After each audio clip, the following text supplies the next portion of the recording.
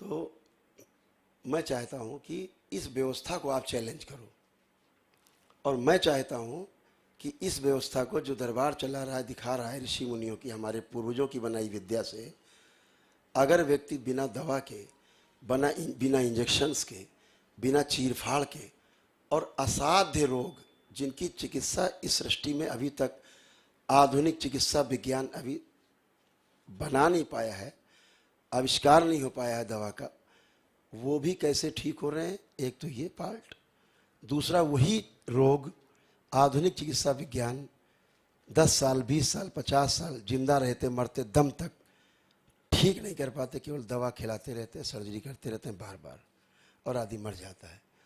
तो दोनों में ठीक कौन, ये कंपेयर आप करो। तो ये एक संदेश सकारात्मक जाए पूरे देश में, पूरी दुनिया में जाए। और इस दरबार के जो जानने वाले लोग हैं, मानने वाले कम हैं इस दरबार के जानने वाले लोग ज़्यादा हैं।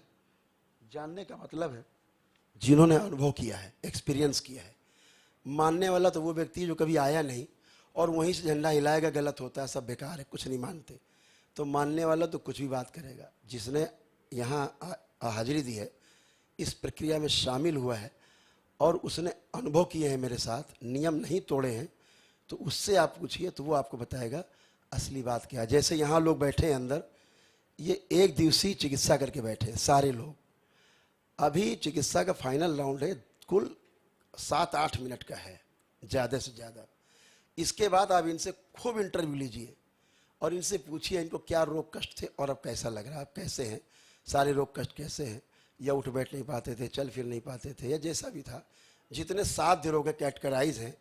एक रोग वो हैं जो साध्य हैं, दूसरे असाध्य श्रेणी में, जैसे लकवाग्रस्त हैं या दिमाग से बिल्कुल एकदम पागल थे, 100% पागल थे, उस तरह के केसेज हैं। या इस तरह के केसेज हैं जो पूरी तरह से बच्चे जैसे ऑटिज्म के शिकार हैं, सीपी चाइल्ड हैं, सेरेब्रल पाल्सी के शिकार हैं, डीएमडी है, जो मस्कुलर डिस्ट्रॉफी है, इस तरह के रोग जो असाध्य श्रेणी में आते हैं, घोर असाध्य में। यहाँ से ये प्रक्रिया जब आप पालन करते हैं तो जिन स्मृतियों के कारण माँ के गर्भ में उन बच्चों के मस्तिष्क नहीं बन पाते हैं, विकार चले जाते हैं और फिर बच्चे वैसे ही पैदा होते हैं जिनको डॉक्टर्स बोलते हैं जेनेटिक प्रॉब्लम के कारण इनको ऐसे बच्चे पैदा हुए खराब। जेनेटिक माने हमारे पूर्वज, अनुवंश। तो हम भी वही पूर्वज की बात कर रहे हैं, वही अंग्रेजी में बोल रहे हैं, जेनेटिक बोल रहे हैं। तो उनके पास जेनेटिक साइंस है लेकिन जेनेटिक का ट्रीटमेंट नहीं है। यहाँ पर जेनेटिक साइंस भी है पूरी और उसका समाधान भी है, ट्रीटमेंट यहाँ होता नहीं। अगर आप ये समझते हो कि यहाँ पर कोई ट्रीटमेंट होता है तो खूब बड़ा छापी, यहाँ कोई ट्रीटमेंट नहीं होता है। यहाँ समाधान होता है जड़ से। जैसे कैंसर एक बार हुआ, डॉक्टर कहेगा सारे सर्जरी के बाद, कीमो रेडियोथेरेपी के बाद कि यू आर क्लियर एंड नील, एकदम नील, अब कोई भी आप कैंसर नहीं, ये रिपोर्ट है, 0 नील हो गया। आप खुशी घर आते हैं। 1-2 साल बाद फिर कैंसर हो जाता है, रिपीट करता है, फिर आप जाते हैं, फिर सर्जरी कराते हैं, फिर तिबारा हो जाता है, फिर चौथी बार हो जाता है, फिर आप मर जाते हैं। तो आप कैंसर से नहीं मरे, आप दवा से मर गए, इलाज करा के। और यही कह रहा है अमेरिकी जर्नल कि कैंसर के रोगी कैंसर से कम उसकी चिकित्सा से ज़्यादा मर रहे हैं। ये स्वयं स्वीकार कर रहे हैं वो। तो कहने का मेरा आशय है कि वो क्यों बार बार रोग हो रहा है, तो दरबार के पास उसका अनुसंधान है, पूरा प्रमाण है। जब आप अनुभव करेंगे, स्मृतियों के कारण हम रोगी बनते हैं। अगर हमारे पूर्वज हमारे कैंसर था, आप निश्चित मानिए आपके परिवार में किसी न किसी को पीढ़ी में कैंसर जरूर होगा, आप उससे बच नहीं सकते। अगर कोई पागल था तो आप पागल निश्चित रहेंगे, कम या ज़्यादा। अंधा था तो कम रोशनी या एकदम कम रोशनी या बिल्कुल अंधा, जैसा आपका नर्वस सिस्टम होगा, ग्रह नक्षत्र का जैसा आप पे प्रभाव होगा, वो होगा जरूर आपके साथ। बार बार उसके एक्सीडेंट्स हुए, उसकी स्मृति पड़ी, आपके बार बार एक्सीडेंट हो गए। अगर वो एग्रेसिव रहा है तो आप बार बार एग्रेसिव होंगे। अगर वो झगड़ा करता रहा, घर में रोज झगड़ा करेंगे। अगर यही स्मृतियां हटा दी जाएं केवल, तो ये जितने मैंने कष्ट और रोग बताए ये सब गायब हो जाते, दिखते नहीं कहाँ चले गए। और आप माता पिता के झगड़े, परिवार में पति पत्नी के झगड़े, यहाँ मारते पीटते आते पति पत्नी एक दूसरे गंदी गालियाँ बकते हैं, छूना मत।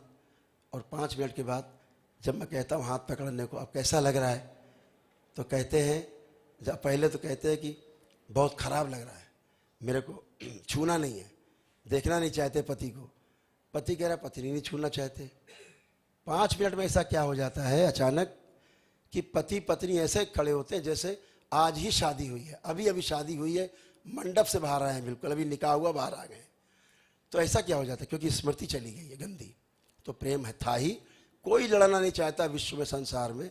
तो इसलिए मैं चाहता हूँ ये दिखाया जाए, इस पर चर्चा की जाए कि जो हमारा पुरातन साइंस है, हमारा पुरातन सनातन साइंस है, जो वैदिक साइंस है, जो जिससे हम स्वस्थ रहे हैं, तो जब स्मृतियाँ नष्ट हो जाती है, यानी रोग का कारण नष्ट हो जाता है, तो जब रोग का कारण नष्ट हो जाता है तो दोबारा से रोग फिर नहीं होता है। यही साइंस है। तो इसको समझना है।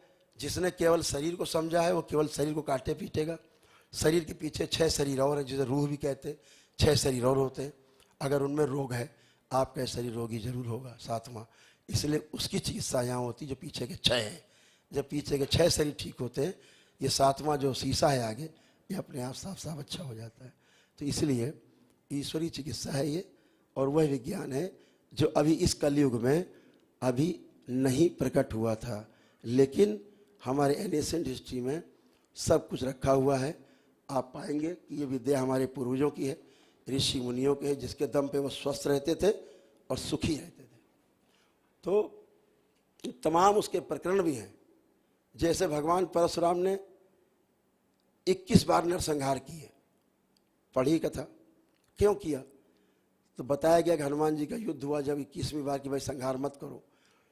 तो युद्ध 5 दिन चला, और जब उन्होंने बांध के हनुमान जी ने देखा मस्तिष्क में जाके परशुराम जी के, तो उनके पिता की जो हत्या हुई थी, उनके पिता की स्मृतियां छूट गई थी मस्तिष्क में बदले की। तो 21 बार मारा, और जब वो स्मृतियां नष्ट की, झगड़ा खत्म, मारकाट खत्म। 22वीं बार फिर नहीं मारा, और जिनको मारा था उनका श्राद्ध किया, पिंडदान किया, और उनके लिए प्रार्थना की, उनकी मुक्ति कराई उन्होंने। तो जब वो नहीं बच पाए स्मृतियों से, तो वो स्मृतियाँ रोगी बना देती हैं, पागल बना देती हैं। तो यही सब चीज़ें हैं। तो विज्ञान है ये। हम चाहते हैं इसको चैलेंज करो। हम चाहते हैं चिकित्सा, आधुनिक चिकित्सा विज्ञान हमको चैलेंज करे, और हम उनसे आधुनिक चिकित्सा विज्ञान के जो पुरोधा हैं, जो इसके मास्टर हैं, हम चाहते हैं कि वो ज़रूर हमारे निवेदन को स्वीकार करेंगे कि इस विद्या को सकारात्मक ढंग से देखें कि क्या इसमें से उनके लिए कुछ ऐसा निकल सकता है कि मानव जाति के इतिहास में कुछ एक नया परिवर्तन, कुछ एक नई क्रांति आए, कुछ नया कुछ आए, जिससे मानव जाति जो करा रही है रोगों कष्टों से, उससे उसकी मुक्ति मिले, और पहले से और ज़्यादा अच्छी तरह से स्वस्थ हो। तो आप सबसे विनती, हमारा सभी मीडिया बंधुओं से, कि इसको मुद्दा बनाएं। तो बहुत अच्छा है। डॉक्टर साहब तो बहाना थे, आप एक जगह पहुँचे हैं, अच्छी जगह, तो इसको अगर आगे बढ़ाया जाएगा तो बहुत अच्छा है। तो जितने भी दरबार के भक्त हैं, अपने अपने गद्दे पर दाहिनी तरफ मुँह करके लेट जाएंगे।